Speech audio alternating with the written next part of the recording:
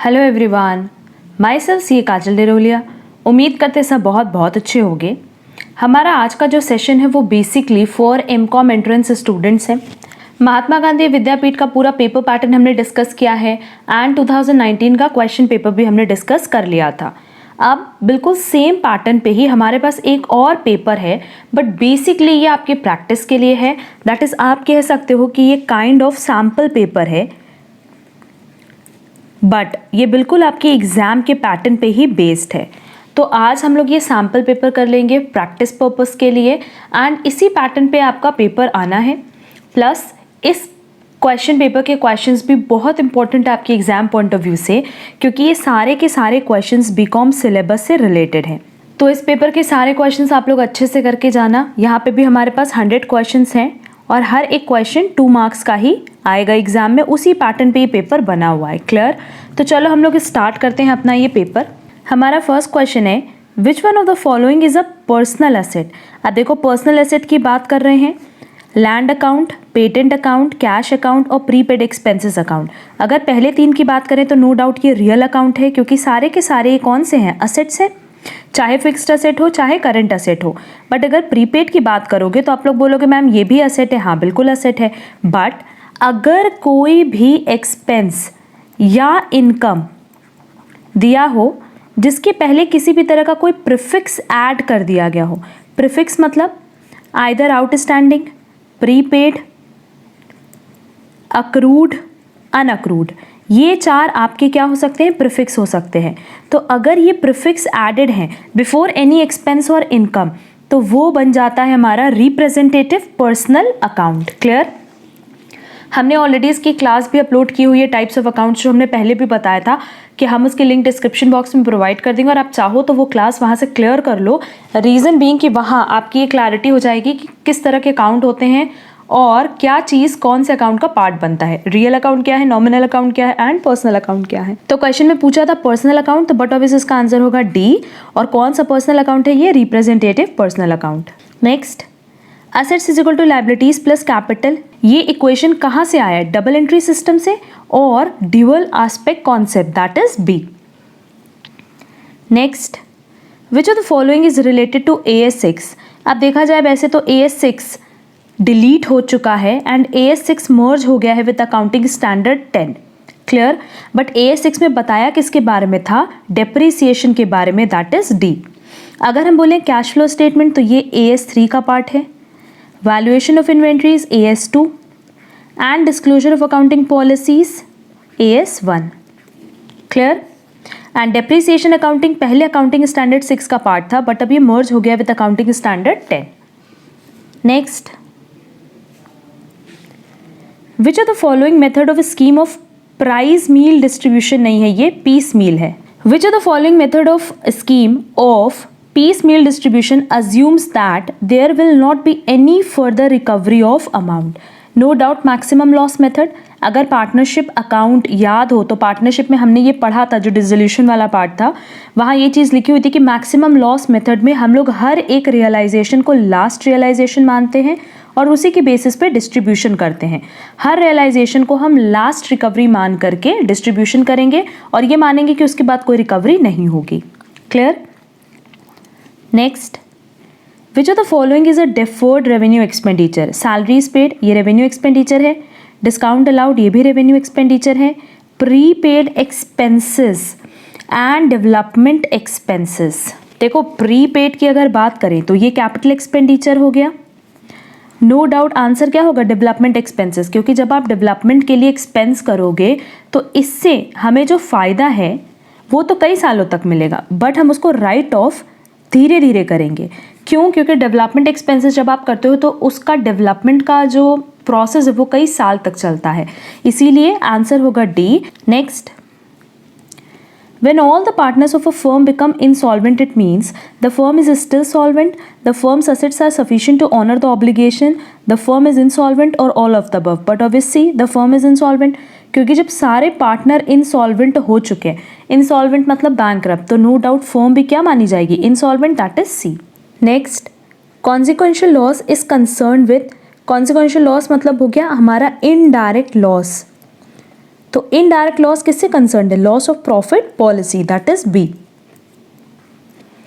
Next, copyright royalty is concern with publication of books, publication of newspaper, publication of journals और all of the above. अगर copyright royalty की बात कर रहा है तो publication of books. Next, which of the following is an agreement to sell? Hire purchase system, installment payment system, stock debtor method और none of these. But obvious B installment payment system, क्योंकि agreement to sell की बात कर रहा है और instalment payment system में यही होता है कि जिस टाइम पे अग्रीमेंट होता है उसी पॉइंट ऑफ टाइम पे गुड्स की ओनरशिप ट्रांसफ़र हो जाती है सेलर से बायर को. बट बायर क्या करता है कि वन टाइम में पेमेंट नहीं करके ईएमआई बनवाता है और थोड़ा थोड़ा करके वो पेमेंट सेलर को करता रहता है. एंड इस केस में if in case buyer EMI नहीं भी पे कर पाए तो सेलर बायर पे पैसे के लिए, दैट इज अपने मनी के लिए केस फाइल कर सकता है, बट उससे गुड्स रिटर्न नहीं ले सकता. गुड्स रिटर्न इसलिए नहीं ले सकता क्योंकि जिस पॉइंट ऑफ टाइम पे सेल हुई है उसी पॉइंट ऑफ टाइम पे ओनरशिप ट्रांसफ़र हो चुकी होगी. तो आंसर होगा B installment payment system. Next, branch keeping complete set of books of accounts is a dependent branch, an independent branch, a wholesale branch or all of the above. An independent branch, क्योंकि independent branch एक ऐसी branch होती है जो अपनी books of accounts अलग maintain करती है एंड बाद में ये बुक्स ऑफ अकाउंट्स वो सेंड करती है एचओ को. बट अगर हम बात करें डिपेंडेंट ब्रांच या होलसेल ब्रांच की तो इनकी बुक्स कौन मेंटेन करता है? एचओ मेंटेन करता है. Clear? Next, average clause is applicable when the insured amount is equal to loss, the insured amount is more than loss, the insured amount is less than loss or all of the above. इसका correct answer होगा the insured amount is less than loss, क्योंकि देखो average clause की बात कर रहा है. अगर हमारा लॉस कम है किससे? इंश्योर्ड अमाउंट से, तभी तो on the basis of average आपको पेमेंट मिलेगी. फर्स्ट केस में बोला है कि इंश्योर्ड अमाउंट इक्वल है लॉस के तो पूरा इंश्योर्ड अमाउंट मिल जाएगा. सेकेंड केस में इंश्योर्ड अमाउंट ज़्यादा है लॉस के तो नो डाउट जितना इंश्योर्ड अमाउंट है वो तो नहीं मिलेगा बट जितना लॉस है उसके इक्विवेलेंट आपको अमाउंट मिल जाएगा. बट लास्ट बोला है कि the insured amount is less than loss, कि जो इंश्योरेंस हुई है वो कम है किससे? लॉस से. मतलब एक्चुअल लॉस हुआ है 10,000 का और इंश्योरेंस अमाउंट है 8,000, तो वहाँ पे हमारा क्या एप्लीकेबल होगा? एवरेज क्लॉज, और उसके बेसिस पे आपको इंश्योरेंस कंपनी पैसा देगी. तो आंसर हो जाएगा C. Next, the arithmetic mean of this is 7, then the value of x is, सबको फॉर्मूला पता है मीन का कि summation of x divided by n होता है. अरिथमेटिक मीन दिया है 7 और समेशन ऑफ x हम लोग निकाल सकते हैं इन सबको ऐड करके, that is 3 + 8 + 10 + x + 6 divided by 5. अब हम लोग इस इक्वेशन को सॉल्व करके x की वैल्यू फाइंड आउट कर लो. 5 और 7 को अगर मल्टीप्लाई करें तो 35 इज इक्वल टू 3 + 8 + 10 + 6 कितना आ रहा है? 27 + x. Therefore x is equal to 35 - 27 और 8. तो आंसर हो जाएगा ए 8. नेक्स्ट, अब देखो नेक्स्ट क्वेश्चन है coefficient of variation measures attitude, samples, performance और कंसिस्टेंसी. सैम्पल्स, अगर हम लोग कोएफिशिएंट ऑफ वेरिएशन की बात करें तो ये स्टैट्स से रिलेटेड है और स्टैट्स में हम लोग क्या चीज़ मेजर करते हैं? Samples. Next, correlation can be, अगर हम लोग कोरिलेशन की बात करें दैट इज RXY की तो वो पॉजिटिव भी हो सकता है, नेगेटिव भी हो सकता है और इंडिपेंडेंट दैट इज 0 भी हो सकता है. तो आंसर होगा all of this. Next, the formula of least method in time series is, अगर लीस्ट मेथड की बात करें तो हम लोग सीधे लाइन इक्वेशन लेते हैं y = a + bx, that is B. Next, formula of factor reversal test. Factor reversal test का जो फॉर्मूला है वो है price 01 into quantity 01 is equal to value 01. देख लेते हैं कहाँ दिया ये ऑप्शन. फर्स्ट ये जो दिया है ये तो टाइम रिवर्सल टेस्ट है. सेकेंड देखो P01 into Q01 is equal to, ये किसका वैल्यू दिया है? V01. V01 मतलब वैल्यू है और वैल्यू क्या है? Summation P1Q1 divided by summation P0Q0. तो आंसर हो जाएगा B. Next, the concept of standard deviation was propounded by Carl Pearson, Boole, Lorentz or Fisher. Carl Pearson, that is A. Next, the founder of functional organization is Henry Fayol, F.W. Taylor, George R. Terry और Elton Mayo. B. F.W. Taylor. अब ये सारे questions learn करने वाले हैं और आप learn करके जाना ये questions. Next, Authorities are right to give orders and power to exact obedience. This statement is given by Henry Fayol. ये जो स्टेटमेंट था ये किसने दिया था अथॉरिटी से रिलेटेड? हेनरी फ्योल ने. That is D. Next, Maslow's needs hierarchy theory categorize human needs into.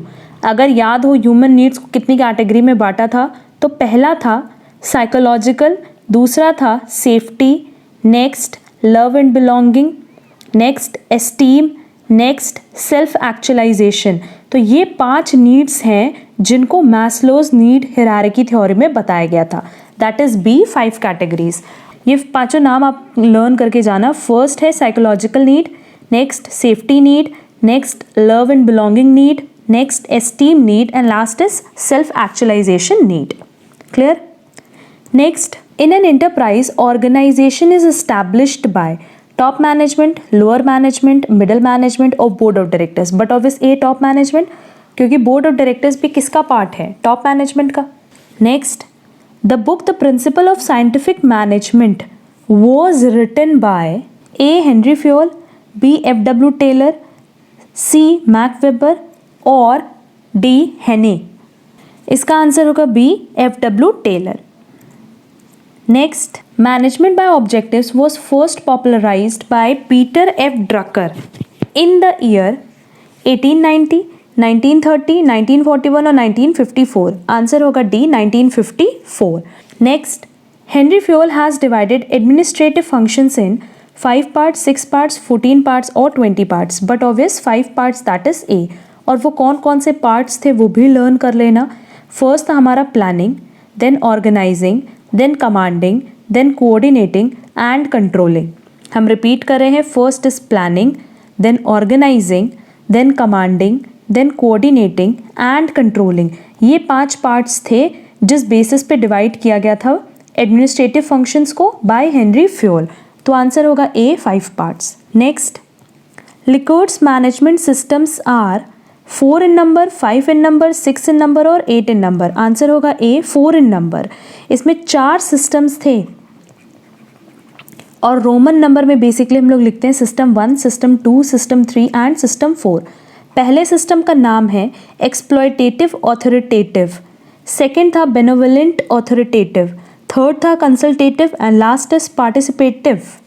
तो ये 4 मैनेजमेंट सिस्टम है as per Likert's. Next, Hawthorne experiment is related to. याद होगा हमने 2019 के पेपर में इसको डिस्कस भी किया था कि ये कॉन्सेप्ट किसने दिया, एक्सपेरिमेंट किसका है, एल्टन मेयो का. ये है related to new classical theory of management, that is B. Next, the concept of bounded rationality in decision making has been given by A. Herbert A. Simon, B. Chester I. Barnard, A. H. Maslow और Peter F. Drucker. इसका correct answer है A. Herbert A. Simon. Next, communication is the exchange of ideas, management, culture और none of the above. But obvious ideas, क्योंकि अगर हम लोग communication की बात करें तो हम लोग जनरली क्या कम्युनिकेट करते हैं, अपने ideas. Next, official letter is letter of inquiry, quotation letter, memorandum और नन ऑफ दीज. अगर ऑफिशियल लेटर की बात करें तो आंसर करेक्ट होगा A. Letter of inquiry. Next, what is mean by proxemics in communication. ये भी हम सबका पढ़ा हुआ है. अगर हम बात करें प्रॉक्सिमिक्स की तो इसमें क्या आएगा, study of facial expression, study of eye behaviour, study of touching behaviour और study of space in communication. तो इसका करेक्ट आंसर होगा D. Study of space in communication, क्योंकि प्रॉक्सिमिक्स की बात करें तो हम लोग किसकी बात कर रहे हैं, स्पेस कम्युनिकेशन की. Next, which communication component is not a paid form of communication. Advertising ये पेड होता है, सेल्स प्रमोशन पेड होगा, पर्सनल सेलिंग पेड होगा, बट पब्लिसिटी, जो पब्लिसिटी होती है ये कोई भी पेड फॉर्म ऑफ कम्युनिकेशन नहीं है. तो आंसर होगा D. Publicity. Next, communication between the equals is known as. Equals मतलब जो बराबर वाले हैं, जो सेम लेवल पे काम कर रहे हैं. मतलब कम्युनिकेशन ना अपवर्ड डायरेक्शन में हो ना डाउनवर्ड डायरेक्शन में हो. पैरेलल वालों के साथ अगर आपका कम्युनिकेशन हो रहा है तो ऐसे कम्युनिकेशन को हम क्या कहते हैं, D. Lateral communication. Next, which of the following is idea generating component of communication. इनमें से कम्युनिकेशन करने का आइडिया किसका होता है या कौन अपने आइडिया को कम्युनिकेट करता है. ए. सेंडर.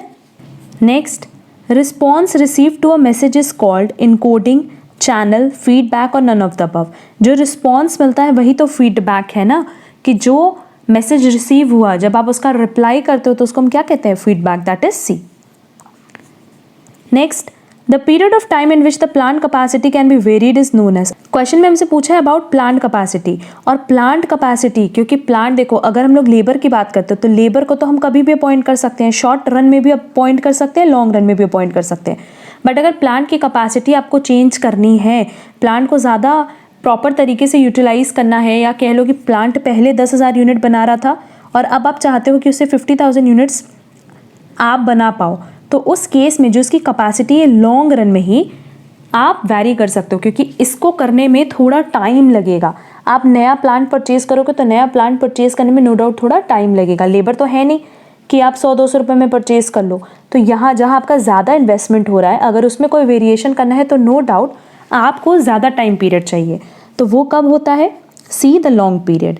मतलब क्वेश्चन में ये पूछा था कि किस पीरियड ऑफ टाइम में आप अपने प्लांट की कैपेसिटी चेंज कर सकते हो, in long period, that is C. Next, the law of increasing return implies constant average cost, diminishing cost per unit of output, optimize use of capital and other resources, external economies. But obvious B, क्योंकि law of increasing return में सब कुछ favourable होता है, तो उस time diminishing cost आती है पर यूनिट ऑफ आउटपुट, कि एक यूनिट का या एक आउटपुट का जो कॉस्ट होता है वो कम होता है। Clear. Next, the law of equimarginal utility is also known as law of substitution, ये पहले भी डिस्कस किया गया क्वेश्चन है। Next, the law of diminishing marginal utility applies to drunkards, misers, stamp collectors और none of these. But obvious none of these, क्योंकि अगर drunkards की बात करें तो इनका सेटिस्फैक्शन हमेशा बढ़ेगा, घटेगा नहीं। मिजर्स की बात करें, वो लोग जो पैसे तो अर्न करते हैं बट उसको खर्च नहीं करना चाहते। मिजर्स का मतलब क्या है, person who loves to have a lot of money but hates to spend it. Clear. तो इस केस में भी उनका सेटिस्फैक्शन बढ़ेगा, कभी भी डिक्रीज नहीं होगा। एंड स्टैम्प कलेक्टर्स बेसिकली एक काइंड ऑफ हॉबी हो गई, तो अगर आपकी हॉबी है स्टैम्प कलेक्ट करना तो वहाँ पे भी आपका जो सेटिस्फैक्शन है वो पर स्टैम्प पे इंक्रीज होगा, ना कि डिक्रीज। तो आंसर हो जाएगा none of these. Next, marginal utility curve of a given consumer is also his demand curve, indifference curve, total utility curve और supply curve। अगर हम marginal utility curve की बात करें तो कुछ इस तरीके से बनता है। ये किससे कंपेयर किया जा सकता है, with demand curve, that is A. Next, the consumer is in equilibrium where the price line cuts the indifference curve, the price line is parallel to indifference curve, the price line is tangent to indifference curve और two indifference curve cut each other. But obvious C, क्योंकि कुछ इस तरीके से graph बनता है कि जहाँ पे हमारी budget line and indifference curve tangent हो, वो पॉइंट हमारा होता है consumer equilibrium point, that is ये पॉइंट होगा कंज्यूमर इक्विलिब्रियम पॉइंट। तो आंसर होगा C. Next, in the case of गिवन goods like bajra, a fall in its price tends to reduce the demand, increase the demand, make the demand remain constant और change the demand in an uncertain way. अगर हम लोग बात करें given goods की, तो given goods basically किस तरह का प्रोडक्ट होता है, लो क्वालिटी प्रोडक्ट। अब अगर लो क्वालिटी प्रोडक्ट की बात करें तो जैसे जैसे उसका प्राइस इंक्रीज होगा, लोगों का ये माइंडसेट होता है कि अगर इसका प्राइस बढ़ रहा है तो कहीं ना कहीं उसकी क्वालिटी भी इंप्रूव हो रही होगी, तो उसकी प्राइस बढ़ने से उसकी डिमांड भी मार्केट में बढ़ जाएगी, that is B, increase the demand. Who of the following economist opined that economic is neutral to ends? Robbins, that is C. Next, at present the number of nationalized banks in India is 20, 19, 22, 23. इनमें से कोई भी answer नहीं होगा। Reason being, आज की date की बात करें, दैट इज 2020 की बात करें, तो अब हमारे पास 12 नेशनलाइज्ड बैंक्स हैं। क्लियर। तो इसका करेक्ट आंसर होगा 12। Next, monetary policy in India is declared by no doubt RBI, that is D, क्योंकि इंडिया में सेंट्रल बैंक कौन सा है, RBI. Next, M3 is associated with, अगर हम बात करें M3 की तो ये किससे रिलेटेड होता है, मनी सप्लाई से, that is A, supply of money. Next, head office of reserve Bank of India is situated in Delhi, Mumbai, Lucknow, Kolkata. पहले ये सिचुएटेड था कोलकाता में, बट इन 1937 उसको परमानेंटली मूव कर दिया गया टू मुंबई। तो अब आंसर होगा B, Mumbai. Next, bad money drives good money out of circulation is Gresham's law. Next, money market deals with long term funds, medium term funds, short term funds और government funds, but obviously short term funds. Next, how many banks were nationalised in India in 1980? अगर 1980 की बात करें तो उस time 6 banks थे जो nationalised हुए थे, तो करेक्ट आंसर होगा B 6। Next, which of the deposits fetches higher rate of interest? Current account deposit, fixed deposit, saving account deposit और recurring deposit, but obvious B FD, that is fixed deposit. Next, factory overheads are recovered on a percentage of. Generally जब question silent रहता है तो हम factory overhead को recover करते हैं on the basis of direct wages, that is B. Next, cost accounting is based on single entry system, double entry system, American accounting system और none of the above, but obvious B double entry system. Next, in process costing cost per unit increases because of. अब देखो, अगर normal loss होगा तो normal loss की वजह से generally हम लोग क्या करते हैं, इसका एक छोटा सा एग्जांपल देख लो। लेट्स से हमारी कॉस्ट थी 10,000 किसी प्रोडक्ट को परचेज करने की और हमने यूनिट परचेज की थी 1,000, बट नॉर्मल लॉस हो गया। अब नॉर्मल लॉस को हम लोग क्या करते हैं कि हम लोग अपने पॉकेट से बेयर नहीं करके, ऑर्गेनाइजेशन अपनी पॉकेट से बेयर नहीं करके किससे चार्ज करती है, कस्टमर से, क्योंकि नॉर्मल लॉस में जो गलती है वो कभी भी ऑर्गेनाइजेशन की नहीं होती। तो वो क्या करेगी, लेट्स से नॉर्मल लॉस है 10%, तो वो यूनिट डिक्रीज करके 900 कर देगी और 10,000 को अब 1,000 से ना डिवाइड करके 900 से डिवाइड करेगी, तो ऑटोमेटिकली क्या होगा, कॉस्ट पर यूनिट बढ़ जाएगा। तो इसका करेक्ट आंसर होगा A, normal loss. Next, routine checking is done by the employees of the firm, by the auditors, by the managers or none of the above, but obvious B, by the auditors. Next, auditing begins where? अब देखो, auditing तभी शुरू हो सकती है जब accounting या accountancy complete हो जाए। तो book keeping ends, accounting ends, book keeping के बाद अकाउंटिंग होता है और जहाँ अकाउंटिंग खत्म होती है वहाँ से ऑडिटिंग शुरू होती है। नेक्स्ट, इन्वेस्टिगेशन एंड्स और none of the above, but obvious B. Next, which of the following is a function of an auditor? To examine the arithmetical accuracy of accounts, to detect and prevent errors, to detect and prevent frauds, or all of the above. अब देखो, जो उनकी duty होती है वो ये होती है कि वो अगर कोई एरर है तो उसको डिटेक्ट करके रोके। क्लियर? अगर मान लो आपकी अरिथमेटिकल एक्यूरेसी बुक्स की नहीं है तो वो चेक करने वो नहीं बैठे हैं, और फ्रॉड अगर किसी तरह का होगा तो उसको भी रोकने के लिए वो नहीं बैठे। रीज़न बीइंग, उनका जो काम होता है वो होता है ऑडिटिंग। आपने बुक्स बना करके दी और वो उसमें ये चेक करते हैं कि क्या प्रॉपर तरीके से सारे रूल्स प्रिंसिपल्स अप्लाई हुए हैं कि नहीं, प्रॉपर डॉक्यूमेंटेशन है कि नहीं, प्रैक्टिसेस प्रॉपर अप्लाई हुई हैं कि नहीं, तो उससे वो सिर्फ और सिर्फ डिटेक्ट और प्रिवेंट क्या कर सकते हैं, error, that is B. Next, in the absence of any clear information joint factory overheads will be allocated in the ratio of, अभी हमने ऊपर बताया था A, direct wages. Next, FIFO method is suitable at rising prices, at falling prices, at constant prices or none of the above, but obvious A, rising prices।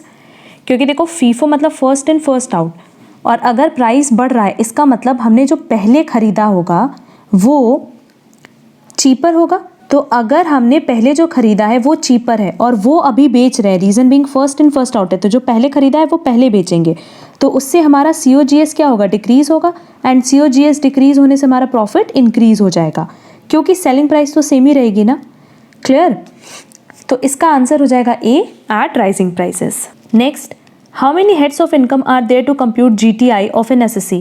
ये question हमने पहले भी 2019 के पेपर में डिस्कस किया है। B5, पहला है इनकम फ्रॉम हाउस प्रॉपर्टी, दूसरा है सैलरी, तीसरा है profit and gain from business and profession, that is PGBP, then capital gain, and last is income from other sources.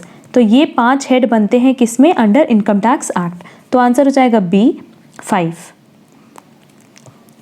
Next, who can be not ordinarily resident from the following? Not ordinarily resident, that is NOR। ये 2 ही लोग हो सकते हैं, either individual और HUF, क्योंकि individual में मतलब एक नॉर्मल पर्सन की बात कर रहे हैं और HUF में किसकी बात करते हैं, कर्ता की, क्योंकि कोई भी एक person he not ordinarily resident हो सकता है। तो इसका करेक्ट आंसर होगा ए, HUF। Next, income from rent of agricultural land is, अगर रेंट है किस पे, एग्रीकल्चरल लैंड पे, तो वो किस तरह की इनकम होगी, agricultural income. Next, salary received by a manager of agricultural farm is income from salary, income from profession, agricultural income और income from other sources। अगर सैलरी मिल रही है किसको, मैनेजर को, वो भी एग्रीकल्चरल फार्म से, तो वो मैनेजर के हाथ में टैक्सेबल होगी under income from salary head.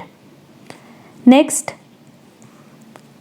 for income tax purposes, salary of a member of parliament is income from salary, income from profession, income from other sources or tax-free income. But obviously, income from other sources.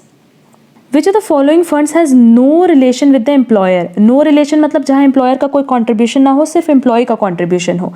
तो SPF में तो होता है statutory provident fund, recognise provident fund में भी होता है, unrecognised provident fund में भी होता है, बट पब्लिक प्रोविडेंट फंड में दैट इज पीपीएफ में एम्प्लॉय खुद कंट्रीब्यूट करता है और वहां पे एम्प्लॉयर का कोई कंट्रीब्यूशन नहीं होता. तो आंसर होगा सी.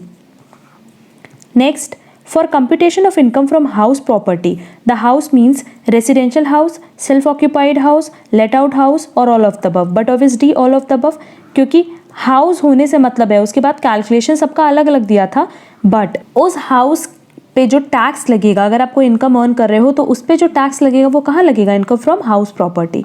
तो आंसर हो जाएगा D, all of the above. Next, under profit and gain from business and profession, depreciation is allowed on goodwill, patent, animal, tea bushes. But obvious D, tea bushes. Next, for how many years can unabsorbed depreciation be carried forward for deduction? ये भी हमने 2019 के paper में discuss किया था. ए, unspecified period, कि आप unlimited period तक अनअब्जॉर्ब डेप्रिसिएशन को कैरी फॉरवर्ड कर सकते हो.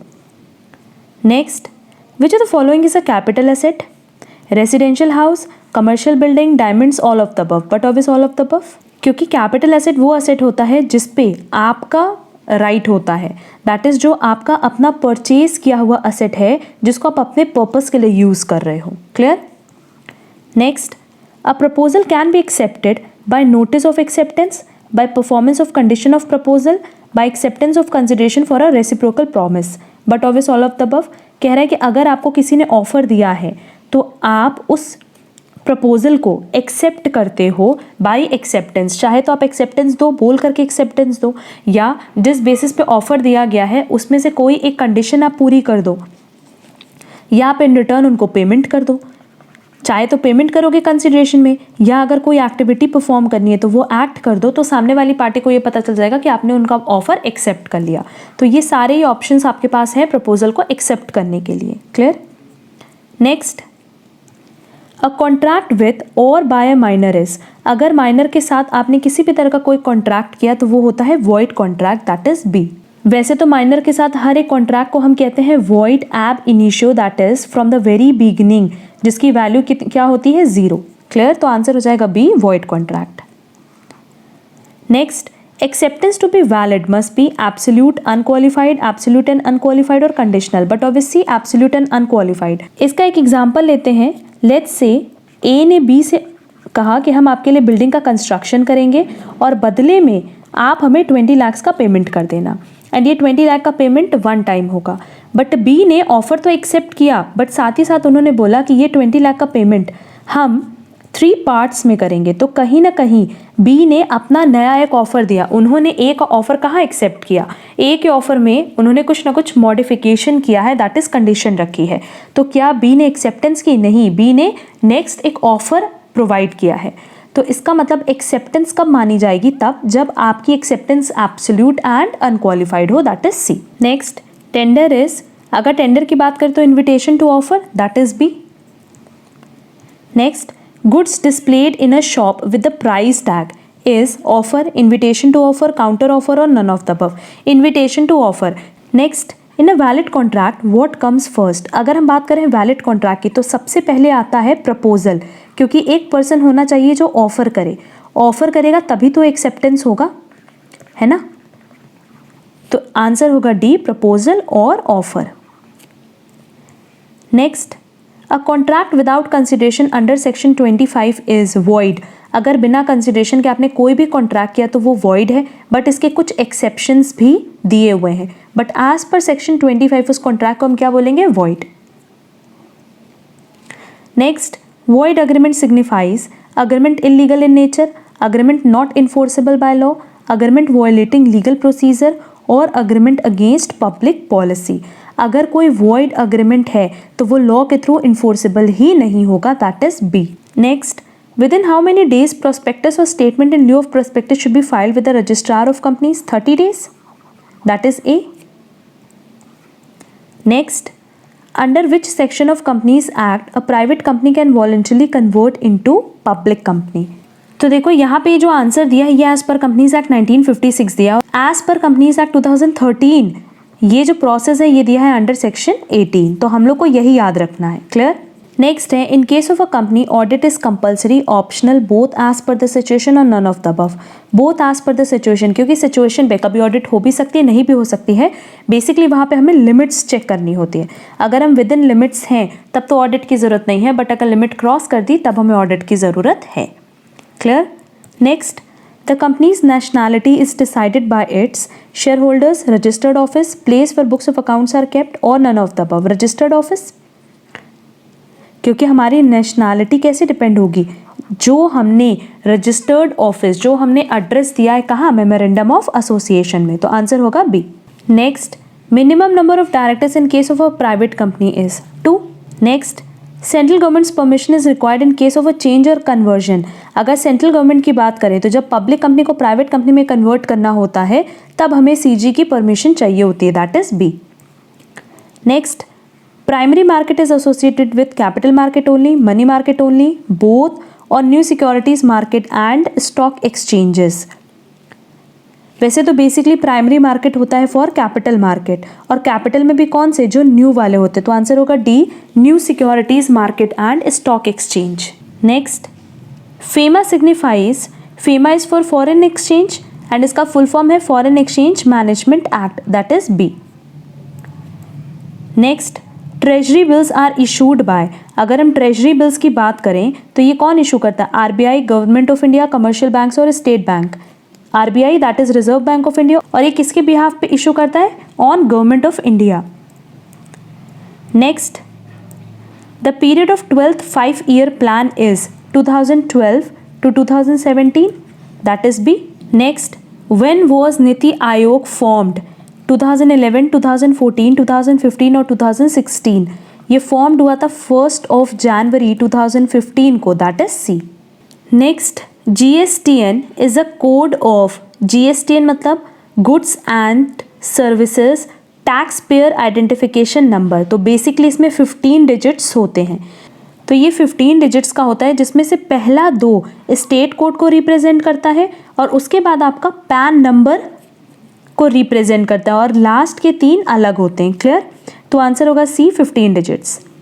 Next, an entrepreneur who introduces new goods technology and better combination of enterprise is an dash entrepreneur, but always be innovative. Next, which of the following is a common entrepreneurial trait? Getting threatened by changes, a need of favorable environment, a high motivation for achievement, or none of the above। C. And trait मतलब basically क्या होता है, एक ऐसी quality जो किसी person या character को रिप्रेजेंट करती है। तो एंटरप्रेन्योर की कैरेक्टरिस्टिक्स या पर्सनालिटी किस पे बेस्ड होती है, कि वो हाईली मोटिवेटेड होते हैं और उनका मोटिव होता है अचीव करने का, that is C. Next, who is an entrepreneur? Someone who invest time and money to start a business, someone who makes a lot of money, someone who takes risk to make a profit. Both A and C, but obvious A and C ये दोनों correct answer है entrepreneur का, क्योंकि उनका जो motive होता है money बनाने का तो होता है, बट वो रिस्क भी लेते हैं। Clear. Next, with which of the following model of entrepreneurship development is a Macklin's theory associated? Psychological model, ये सब क्वेश्चंस लर्न करने वाले हैं। Next, which of the following is not a feature of an entrepreneur? Confidence to succeed, ये तो feature होता है। Appraise money over achievement, desire for immediate feedback, ये भी उनका एक फीचर है। अ फ्यूचर ओरिएंटेशन, वो फ्यूचर के बारे में भी एनालिसिस करते हैं, but apprise money over achievement ऐसा नहीं होता। उनका मोटिव पहले अचीव करना होता है, फिर मनी अर्न करना होता है, तो इसका करेक्ट आंसर होगा B. Next, small industries development organisation that is SIDO was established in 1954। Next, NISIET is now named as NIMSME, that is B, और इसका फुल फॉर्म है National Institute for Micro Small and Medium Enterprises. Clear है। Next, an entrepreneur creates new enterprise after identifying products, people, opportunities और competitors, but obvious opportunities. Next, an entrepreneur who starts business with the help of natural talent. Natural talent की बात हो रही है। Pure entrepreneur, imitative entrepreneur, spontaneous entrepreneur और motivated entrepreneur. सी spontaneous entrepreneur, क्योंकि spontaneous entrepreneur वो होते हैं जो अपने नेचुरल टैलेंट से अपना बिजनेस स्टार्ट करते हैं। क्लियर?